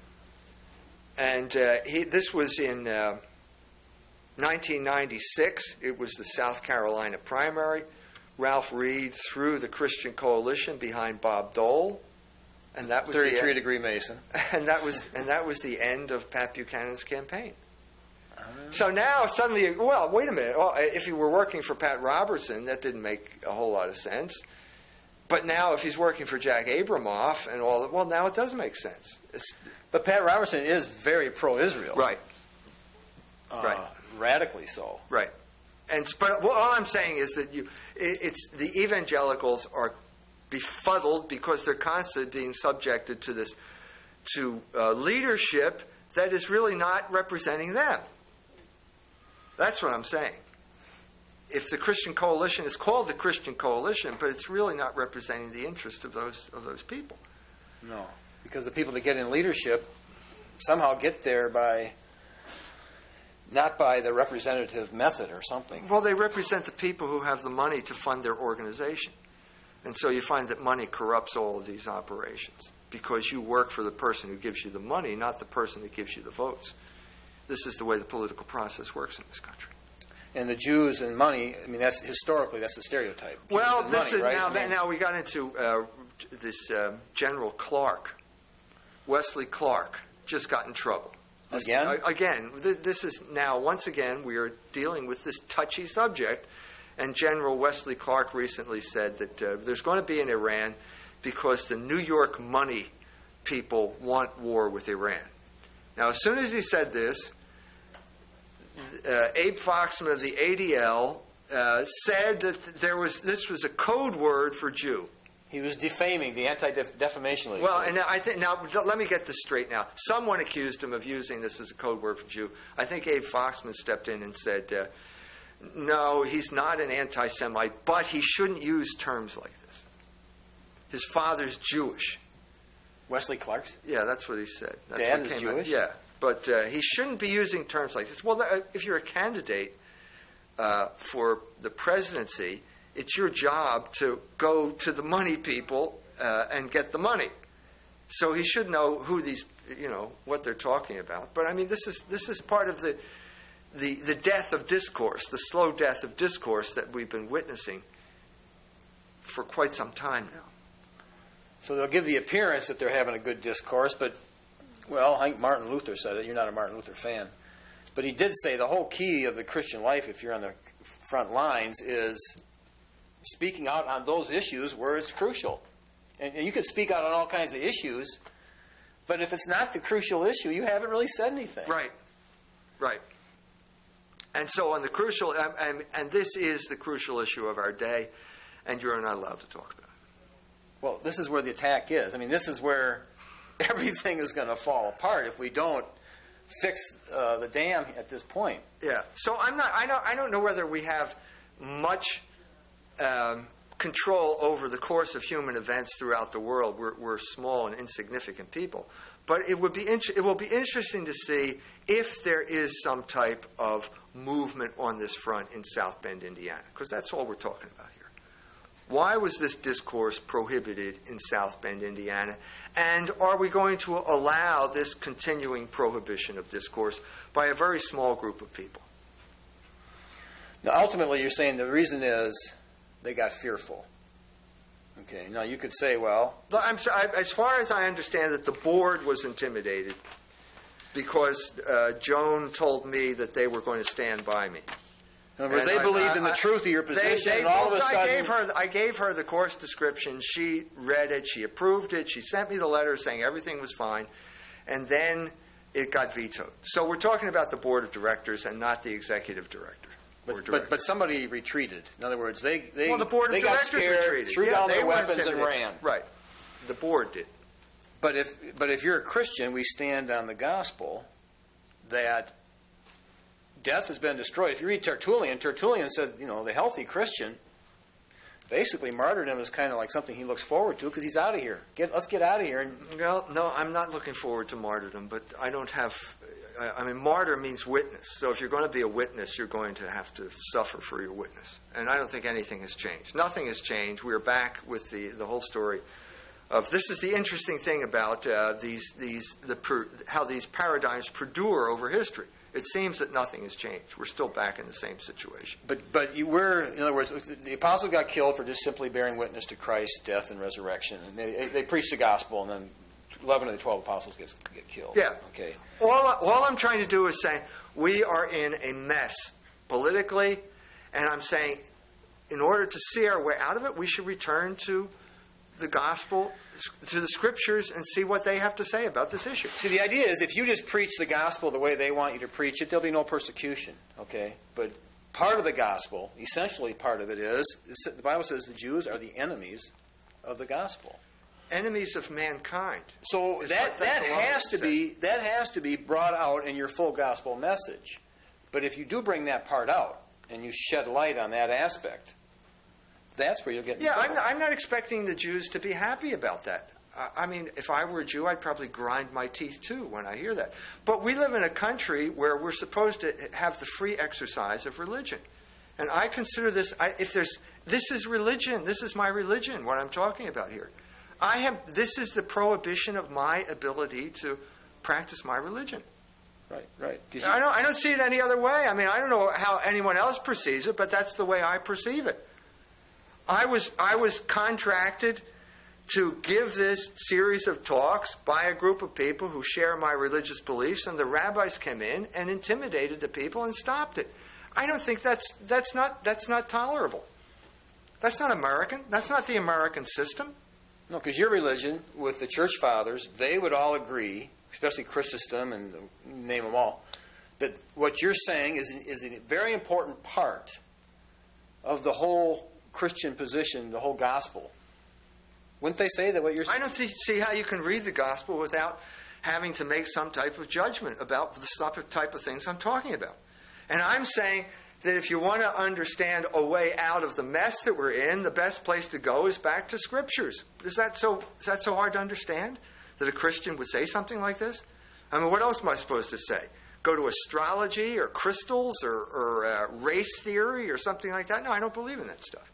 But I do believe that the Gospels are relevant. And the key concept that goes from beginning to end is this idea of revolution, this constant temptation to take up the sword as a way of solving problems that that you can't solve that way. Right, and the constant reminder of St. Peter, because he knew this, was to exactly watch out for those kind of teachers he says, for there were false prophets also among the people, even as there shall be false teachers among you, who privily shall bring in damnable heresies, even denying the Lord that bought them, and bring upon themselves swift destruction. Then he goes on, he says, but chiefly them that walk after the flesh in the lust of uncleanness, and despise government. Presumptuous are they, self-willed, they're not afraid to speak evil of dignities. Goes on. But he's saying these false teachers, a characteristic is, well, if you despise government, you're a revolutionary. I think that's a fair statement. I think that's a fair A statement. despiser of government and a revolutionary. The Christians were never told to despise government. They were told to render to Caesar the things that are Caesar's and to God the things that are God. That was Christ's solution to the problem of the Roman Empire. That was not the Jewish solution. The Jewish solution was revolution. And the Jewish solution led to catastrophe for the Jewish people. Right. Twice in this period of time. In 70, when the temple was destroyed, and even worse, in 132, when the Simon Bar Kokhba rebellion took place. And we're getting to the point, even like my cousin out there in Portland, he's about 60 now, and he had a marriage, but he's single and he's got these two boys, and he had this girl who's like 16 now and real pretty, and he's having to deal with. He's raising them by himself, and the girl's there every once in a while, but he said her sense of entitlement is truly amazing.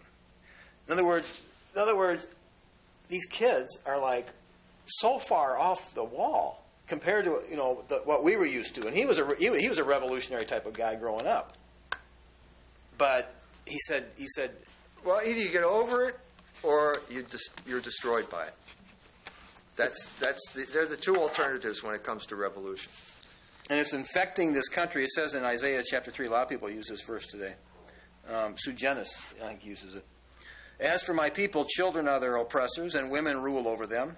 O my people, they which lead thee cause thee to err and destroy the way of thy paths. Well, this is the revolutionary path. Well, look, just in terms of the current situation, look at the Baker-Hamilton report on Iraq. Well, what were they arguing? They were urging negotiation. Well, we have a completely willful administration now that is, it seems to me, is totally Nietzschean in its orientation toward world politics. In other words, the only way that I think that our president thinks he can fail is if his will does not, if he gives up, if his will is somehow divided. If he gives up and stops willing it, then that was the only possibility for defeat. Well, this is crazy. And you've got people who are former establishment figures like James Baker, who worked for the president's father, right, who was like the last attempt of the WASP, what's left of the WASP ruling class, to bring back rationality and debate into our foreign policy, and they're brushed aside. Baker's an anti-Semite. He's an anti-Semite. And they're brushed aside, and what we need is more will and more power. So we got like almost a John Brown situation where you had the Websters, the Calhouns, and the Clays up till 1850, and they were holding the thing together. And but when they died, it was just insanity after that. Nothing was holding the thing together. And you have this civil war. Yeah. If once the men that can actually bring sanity to the table, even though it may not even be the right policies exactly. Well, this is my hope. This is my hope, that sanity will prevail, that logos will prevail, that reasonable discussion will prevail now that we have exposed the machinations of the rabbis. The rabbis thrive when they can work behind the scenes and engage in intimidation and character assassination, and I don't think that's the way to proceed, and I'm hoping that they will not have the final word here in South Bend either. Well, it's kind of like, if we're going to end up with a scripture in Matthew, the last chapter, it says, and when they were assembled with the elders and had taken counsel, they gave large money unto the soldiers, saying, Say ye, his disciples came by night and stole him away while we slept. And if this come to the governor's ears, we will persuade him and secure you. So they took the money and did as they were taught, and this saying is commonly reported among the Jews until this day. They were working behind the scenes. Right, to suborn people and get them into lying and denying the truth. And that's not the way to proceed. And that will only lead to something bad. That type of stuff only leads to something bad over the long run. And over the long run, I think that these people made a mistake, because I think over the long run, the truth is going to prevail, because it prevails in the long run. Well, Jesus said that which is done in secret or behind the, will be shouted from the housetops. So That's sort of what we're doing right here today. Because it was done in secret, and now we're proclaiming it from the housetops, and we're saying this is not the way to run discourse. This is not a viable option for public discourse. Right. And so for all of us to walk in the light, all of us are tempted to take the revolutionary route and do things not in the light. And the encouragement is we need to come to Jesus by the grace of God and confess our sins and own up to who we are, and let the light of his countenance, the blood that he shed on the cross, wash away our sins, and let the words of Christ cleanse us and wash us, and we can walk in truth and walk in love. And that's the only way to live. And hopefully this issue that Mike has can be brought to the light even more, and we will hope to continue to do that on this show. Amen.